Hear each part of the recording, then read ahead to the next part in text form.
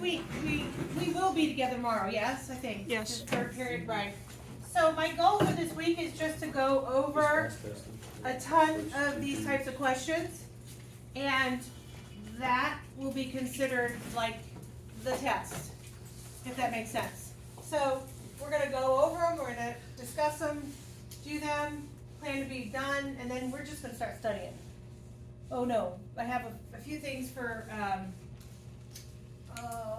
what was I else, Vectors. vectors, just a few things, just to kind of go, but don't fret, we'll be fine. Just one little section of vectors, but then that's it. So, okay, the mean breaking strength of cables made at a certain factory is supposed to be 5 tons. Spelled really weird, right? The quality control department wishes to test whether the mean breaking strength of cables made by a particular machine is actually less than it should be. Okay, so we're gonna go back into hypothesis testing. Let's review for a bit moment. With hypothesis testing, all the time, what we do is we figure out the null hypothesis and the alternative. They're trying to kind of do a bit of an experiment on it to see, is it greater than or less than, or is it exactly what they thought it should be or not, right? So in this particular case, the quality control department wishes to test whether the mean breaking strength of the cables made by a particular machine is actually less than it should be. That's my key word right there. That indicates I am going to be working with hypothesis testing. Alrighty? They take a random sample of 60 cables. So when they say they take a random sample of 60 cables, that indicates I'm working with what I worked with right before I left for spring break, right? I'm doing a population sample. Does that make sense? Okay. For each cable, they find the breaking strength by gradually increasing the tension on the cable and noting the tension when the cable breaks. All right? So I'll give you a minute to write down the key facts that you want to write for that, and then we're going to jump right in and do this kind of together. Give me a reason why it's necessary to take a sample rather than test all the cables in the machine. Too many. They'd all also break. There'd be no cables. There'd be no cables. We'd have nothing left. How about money-wise? Quite expensive to break all the cables that we created. Does that make sense? So a random sample is the way we're going to go. So far, so good? Okay, now, what is the mean? 5. What should be 5? So the mean is 5, correct? And then what is our standard deviation?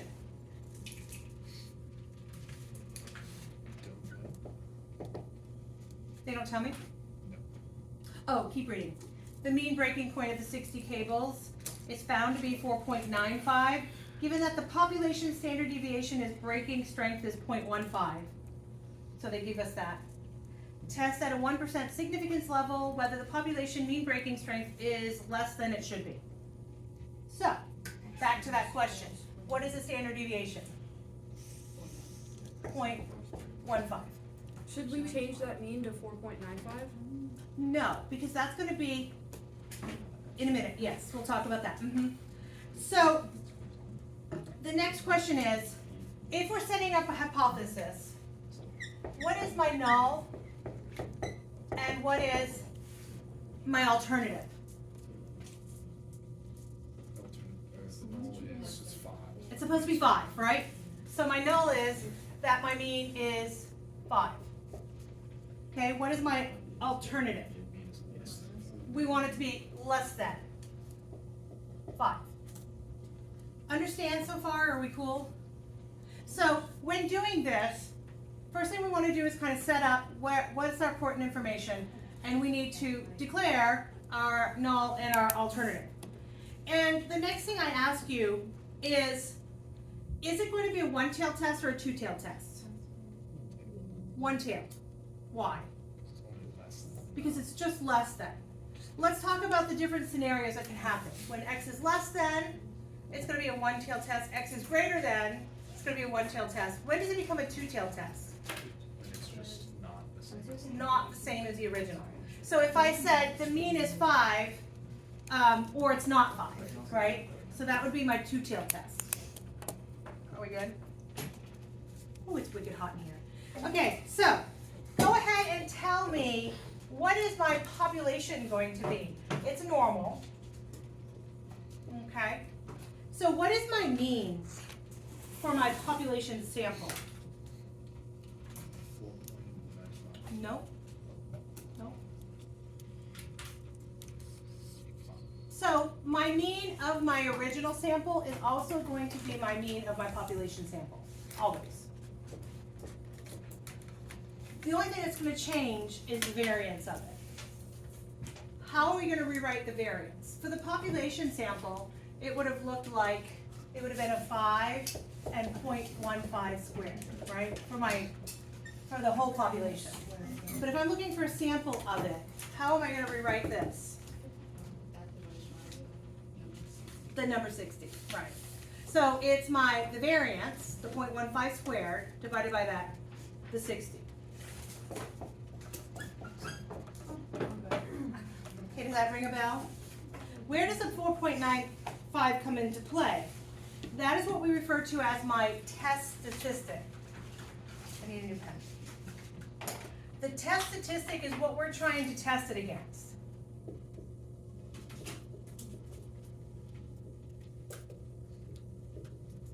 So my mean, they're saying they found the sample mean to be 4.95, okay?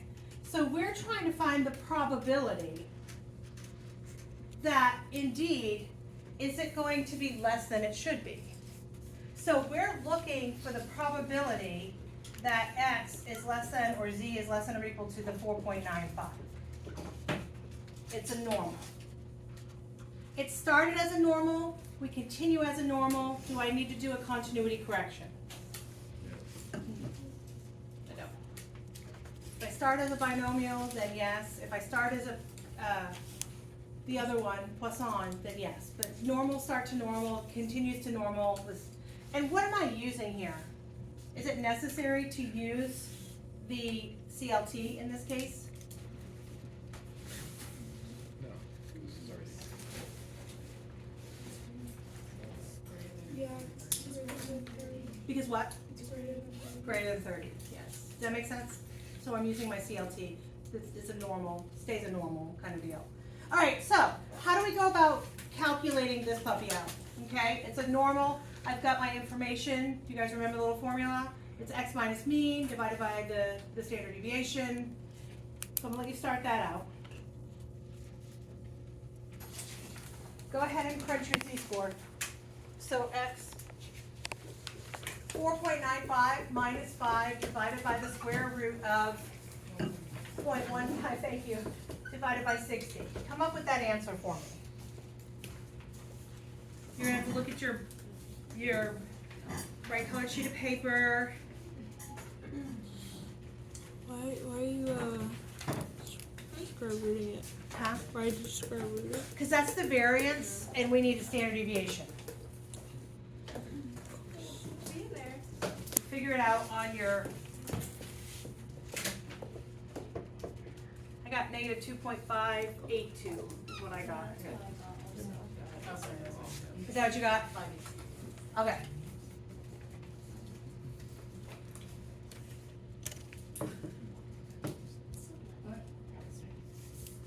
I should air them out before I hand it to people, huh?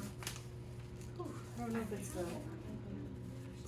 Okay, so negative 2.582. What did you get for your answer? Did you get 1 minus 0.9951, which is 0.0049?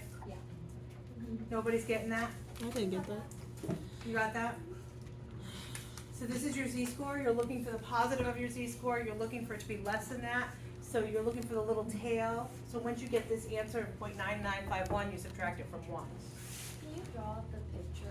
Of the Yes. okay, so 5 is my mean, 4.95 is here. I'm looking for it to be less than that, so it's that smaller version of it. So now I know I have to go to the positive 2.582. Once I figure that out, then I can do 1 minus that answer.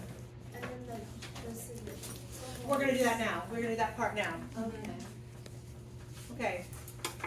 I wanna make sure everybody got the Z-score, and their percentages. Are we cool? It's been a minute, but, okay. So now, how do we test it upon a 1% significance level, right? So we are comparing 0.0049, also known as 4.9%, right? We're comparing that, Isn't it 0? I meant that. 0.49%, right? We're comparing it to 1%. So how does that compare to 1%? It's less than 1%, right? Does that make sense? So let's remind ourselves how that looks So we have this thing here. We have 2 different spots here. If your information, here's my critical value,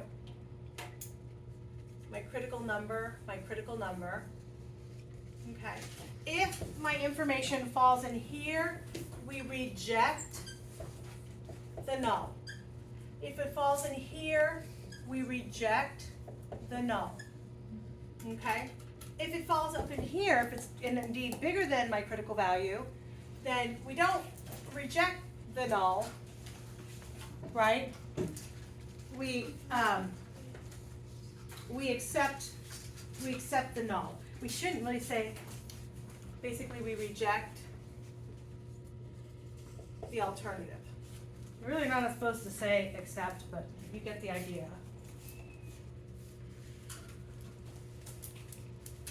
So my number comes out as 0.49%, and it's indeed smaller than 1%, which means my 1% is here, it's to the left. So what are we going to do with this information? We're going to reject the null. Okay, what was the null telling us in the first place? The null was telling us that the mean should be 5. And then we're rejecting that, hence what are we accepting? That it's indeed less than. Okay, so you write a thing that says there's evidence that the mean breaking strength is less than it should be. Okay, so there is evidence, that's how you finalize it. There is evidence that the mean breaking strength is less than it should be. Ooh.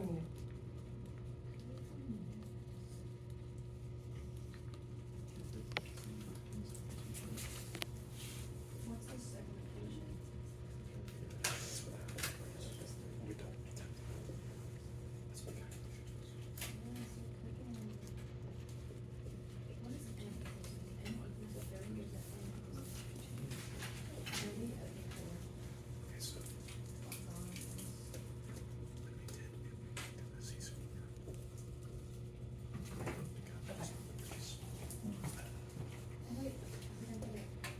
So this is bringing back what we did in the beginning of the year with coming up with our null and our alternative. And then we have to crunch the numbers. We have to do whatever the probability is that we're looking for.